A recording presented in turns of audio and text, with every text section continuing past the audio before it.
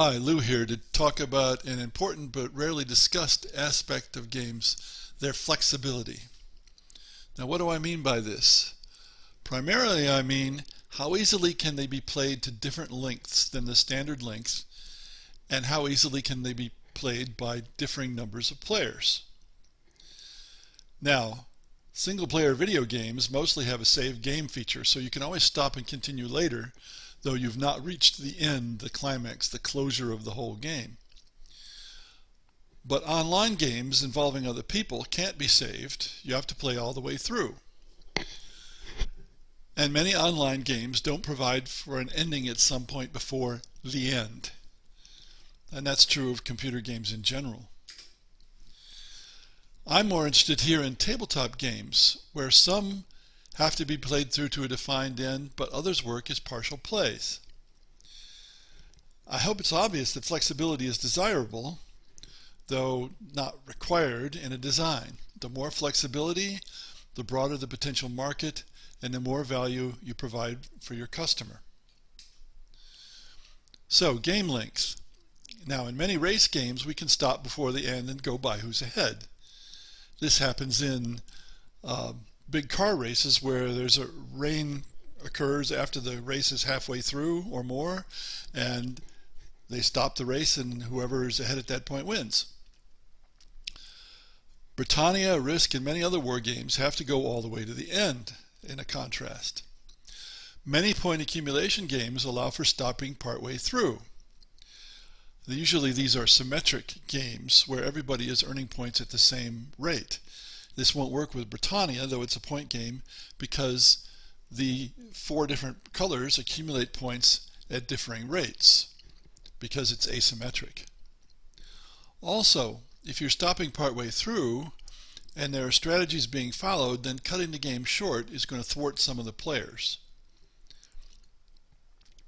Now, many of my card game prototypes are the opposite of this. You can play to a time limit rather than a number of turns or exhaustion of the draw deck or whatever, and then tally the score. Whoever has the highest score wins. So, to generalize, board war games usually must go to the end. Card games can often go to a time limit. Point games in general are more amenable to being cut short. Symmetric point games work, not asymmetric. And also many Euro-style games and some war games have arbitrary stopping points. If they can be stopped at turn X, then why not stop at turn X minus 1 or X minus 2? It depends on the game, and again, it depends partly on the strategies and how they play out.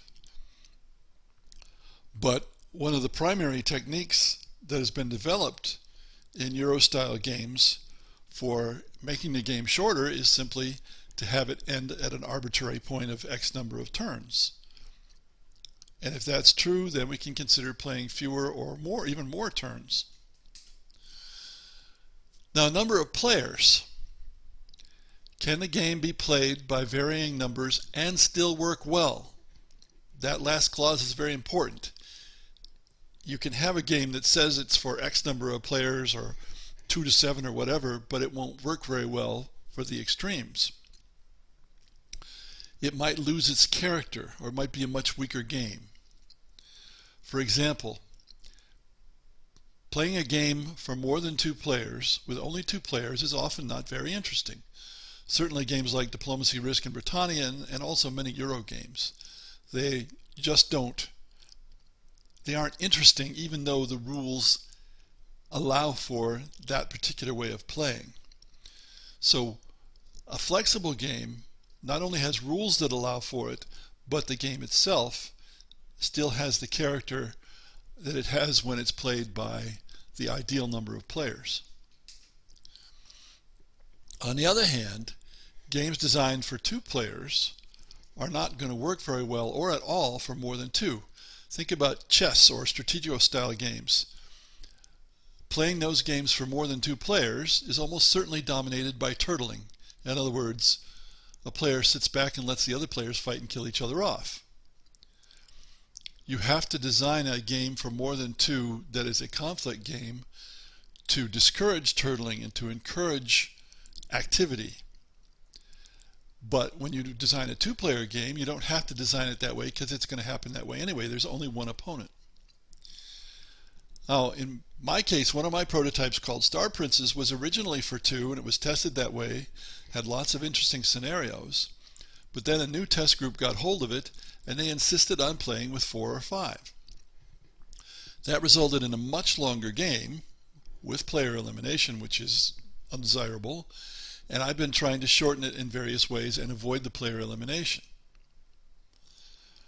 It's a game that has both a tactical and a strategic component, and that works for 2 players, but it doesn't work without a long game for more than 2.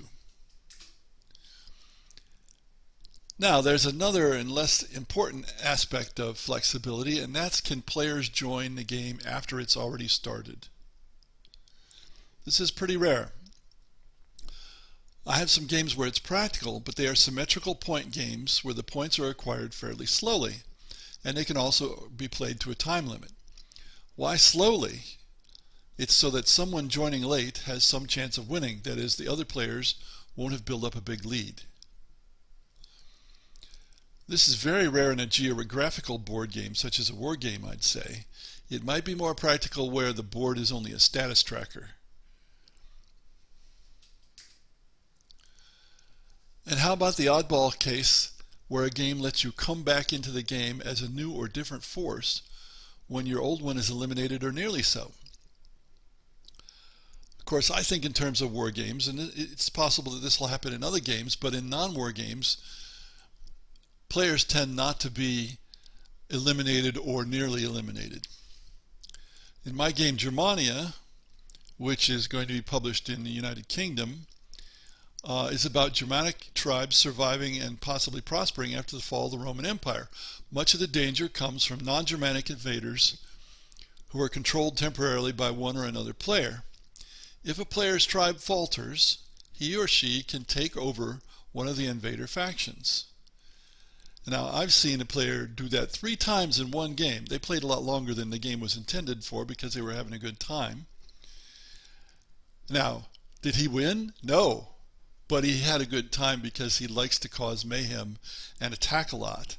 And so when he got exhausted with one force, he'd just take over one of the invaders and keep going.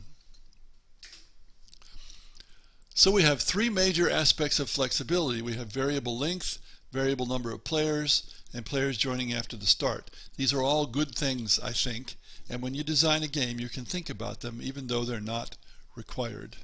Thanks for listening.